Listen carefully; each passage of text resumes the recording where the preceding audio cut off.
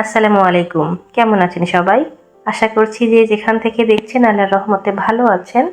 আমরাও আল্লাহর রহমতে ভালো আছি। সকালটা শুরুই হয় এই রুটি বানানো দিয়ে। কোনো দিন হয়তো ফ্রোজেন করা থাকে, একটু সহজ হয়ে যায়। তবে আজকে ফ্রোজেন করা রুটিগুলো শেষ হয়ে গেছে। এইজন্য সকালে উঠেই আগে রুটির গাইটা করে নিচ্ছি। আমার আবার একটু যন্ত্রণাও আছে। আমার বাচ্চারা নরম রুটি খেতে পছন্দ করে, আর বাচ্চার বাবা শক্ত রুটি খেতে পছন্দ করে। কিছু বলে না ওর বাবা নরম রুটি দিলেও, তবে খেয়ে স্বাচ্ছন্দ্য বোধ করে না, যার জন্য খারাপ লাগে। আবার সেই একই রকম অবস্থা হয় বাচ্চাদের ক্ষেত্রেও। টিফিনে নিয়ে গেলে ওরা শক্ত রুটিটা খেতে চায় না, যার জন্য একটু এলোমেলো লাগে আমার কাছে। চেষ্টা করি একদম শক্তও না একদম নরমও না এভাবে বানানোর জন্য, তারপরও প্রত্যেকদিন একরকম হয়ে ওঠে না। তো আমি আগে রুটিটা করব। আজকে ভাবছি একটু বাড়তি করে করে রাখবো, তাহলে আগামী 2-3 দিন আবার একটু রিল্যাক্সে থাকা যাবে। আবার রুটি খাবে কি দিয়ে টেনশন থাকে। আমার মনে হয় শুধু আমার না, সব মায়েদেরই একই রকম টেনশন। কে কোনটা দিয়ে খাবে, কোনটা দিয়ে ভালোভাবে স্বাচ্ছন্দ্য মতো খাবে, এই টেনশন সবার। গতকাল ফ্রোজেন করে রেখেছিলাম চিকেন মেরিনেট করে আর কি। ভাবছি ওটাই ভেজে দেব। ওটা ভেজে দিলে খুব কি বলবো, মজা করে আমার বাচ্চারা খায়। আর ওর বাবাও আজকে অনেক দূরের মার্কেটে যাবে, তো সেজন্য ভাবছিলাম যে একবারে চিকেনটা ভেজে দেই, তাহলে ওর বাবাও একটু নাস্তা নিয়ে যেতে পারবে টিফিনের জন্য আর কি। অনেক দূরের মার্কেটে গেলে সব মার্কেটে আবার ভালো হোটেল থাকে না, গ্রামে গ্রামেও অনেক সময় যেতে হয়। তো সেজন্য ওর বাবা বলছিল যে ঠিক আছে আমাকেও টিফিন দিয়ে দিও। 2 বাচ্চার টিফিন, ওর টিফিন। সকালে উঠে এগুলো রেডি করতে করতেই সময়টা যেন চোখের পলকেই শেষ হয়ে যায়। তো আমি আটাটা ওদিকে ঢাকনা দিয়ে ঢেকে রেখেছি, আর এদিকে ভাবলাম আস্তে করে দিয়ে রেখে দিই, তাহলে আস্তে আস্তে এটা রান্না হয়ে যাবে আর কি, ভাজা হয়ে যাবে। আর যেহেতু আজকে ওর বাবা আসবে না, দুপুরের রান্না আমি ফাঁকি ঝুঁকি দিয়েই করে ফেলবো। সকালটা একটু ভালোভাবে করলে সারাদিন নিয়ে আমার টেনশন থাকবে না। এই চিকেন ভাজাটা আমার বাচ্চারা যেহেতু পছন্দ করে, রুটি দিয়েও খাবে, আর যতটুকু থাকবে দুপুরে ভাত দিয়ে খেয়ে ফেলবে, এই জন্য ঝামেলাটা কম। আর আমি একা মানুষ, যখন খাবো দুপুরবেলা তখন হয় কালকের তরকারি দিয়ে খেয়ে নেব, অথবা দুধ ভাত খেয়ে নেব। আমার নিজের জন্য না ওইভাবে কোনো কিছু করতেই ইচ্ছা করে না, সব কিছু মনে হয় বেশি বেশি হয়ে যায়, এই আর কি।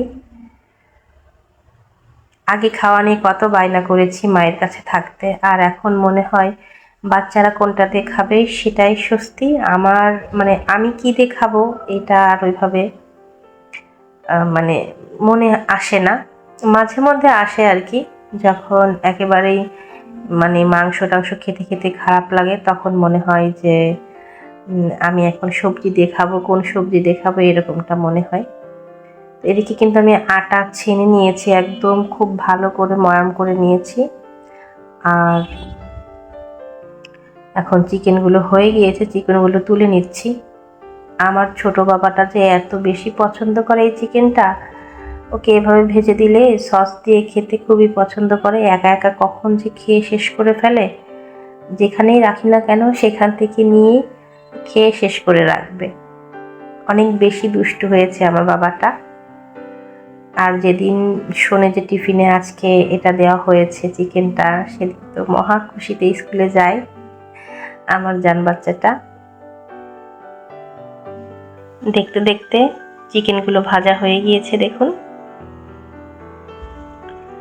এর ফাঁকে আমি রুটিগুলো কিন্তু বেলে নিয়েছি, এবার একে একে আমি রুটিগুলো ছেঁকে নেব। প্রথমে ভাবছি যেহেতু এখনো ওরা ঘুম থেকে ওঠেনি, আগে কিছুটা রুটি অল্প একটু ছেঁকে এটা ফ্রোজেনের উদ্দেশ্যে রাখবো। জাস্ট এ পিঠ আর ও পিঠ হালকা করে ছ্যাঁকা দিয়ে রেখে দেব, তাহলে বেশ কয়েকদিন ভালো থাকবে। আসলে সকালে ঘুম থেকে উঠেই না অনেক বেশি চাপ হয়ে যায়, প্রতিদিন তো আর এরকমভাবে চাপটা নিতে ইচ্ছা করে না। তো রুটিটা বেশি ঝামেলার বলে মনে হয় যে একদিনে বেশ কিছু রুটি যদি বানিয়ে রাখতে পারি তাহলে যে কয়েকদিন বাঁধানো থাকে রুটিগুলো একটু সহজ হয়। ডিম পোচ করে দিলে অথবা ওরা আম দিয়ে খেতেও অনেক পছন্দ করে, হয়ে যায়।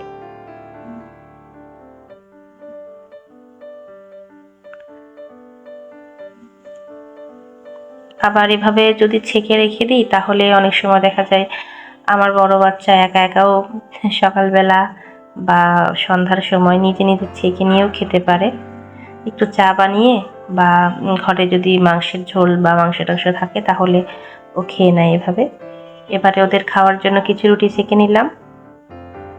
আজকে রুটিগুলো ভালো হয়েছে আলহামদুলিল্লাহ, একদম বেশি শক্তও হয়নি বেশি নরমও হয়নি, পারফেক্ট হয়েছে।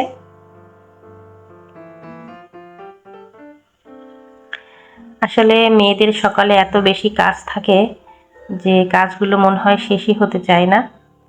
সকাল টাইমে অনেক বেশি ঝামেলা থাকে যেহেতু বাচ্চারা স্কুলে যায়।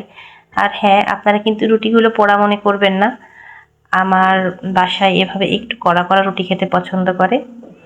আমার বড় বাবা এর টিফিন বক্স রেডি করছি অল্প কিছু চিকেন দিয়ে আর রুটি দিয়ে। একে একে আমি ছোট ছেলের এবং ওর বাবার টিফিন বক্সটাও রেডি করে ফেলবো। এদিকে ওদেরকে ডাকতেই আছি, ওঠো ওঠো, ঘুম থেকে ওঠো, কিন্তু উঠতেই চাচ্ছে না। আমি একটু একটু করে কাজ করছি আর ফাঁকে ফাঁকে গিয়ে ওদেরকে ডেকে রেখে আসছি। তবে ছোট বাবাটা আলহামদুলিল্লাহ খুবই লক্ষ্মী হয়েছে। আমি একটা ডাক দিলেই সে উঠে পড়ে, উঠে একা একা হাত মুখ ধুয়ে ফ্রেশ হয়ে নিজে নিজে রেডি হয়ে নেয়। শুধু মোজাটা পরতে পারে না, আমি মোজাটা পরিয়ে দিই, তারপরও পরে ফেলে, একটু এলোমেলো করে পরে আর কি। এটা হচ্ছে ছোট বাবাইয়ের টিফিন বক্সটা একটা রুটির মধ্যে করে আমি এটা একটা রোলের মতো করে দিচ্ছি, তাহলে ওর খেতে সুবিধা হয়। যেহেতু টিফিনের সময় ওকে মানে একাই খেতে হয়, আমাকে খাওয়াইয়ে দিতে দেয় না। আর ইদানিং হয়েছে আলহামদুলিল্লাহ, গত 3-4 দিন হলো আমার বাচ্চাটা একা একাই খাচ্ছে নিজে নিজে। আমি তো অনেক বেশি খুশি। আসলে এত কাজ করে না আবার ওকে নিয়ে ঘন্টা ধরে বসে থাকা একটু সমস্যা হয়ে যায়। আর আমি একটু বরাবরই চাই আমার বাচ্চা মানে আমার বাচ্চারা একটু নিজের কাজ নিজে করতে শিখুক। তবে বড় বাচ্চাটা একদমই করতে চায় না, আগে করতো, এখন বেশি দুষ্টু হয়ে গিয়েছে। জানি না বয়সের সমস্যা নাকি আমার সমস্যা। তো যাই হোক, এভাবে করতে করতেই কিন্তু আমার সকালটা শেষ হয়ে যাচ্ছে। এবারে ওদেরকে দেখি কি অবস্থা, কে কি করলো।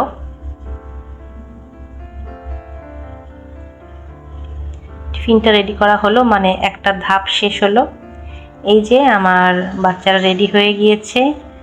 আমার বাবাই দেখুন একা একা রেডি হয়ে তারপর আবার একা একা জুতা পরছে। আমি একটু ভিডিও করে নিলাম আর কি। তবে চুল ফেলে দেওয়াতে আমার বাবা এটা অনেক বেশি দুঃখ পেয়েছে।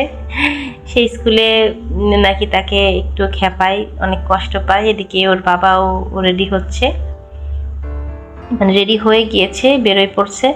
আর আমার ছোট বাবা রেডি হয়ে একসঙ্গে তারা স্কুলে চলে যাবে।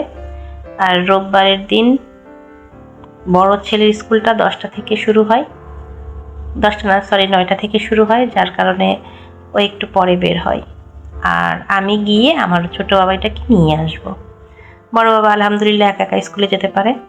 তো যাই হোক, কথা বলতে বলতে একদম ভিডিও শেষ প্রান্তে চলে এসেছি। আমার বাচ্চাকেও বাই বাই দিব আর এখন আপনাদেরকেও বাই বাই দিব।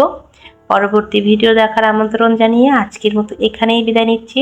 সবাই ভালো থাকবেন, সবাই সবার পাশে থাকবেন। ভালো লাগলে চ্যানেলটি লাইক, কমেন্ট এবং সাবস্ক্রাইব করে পাশে থাকবেন। আল্লাহ হাফেজ।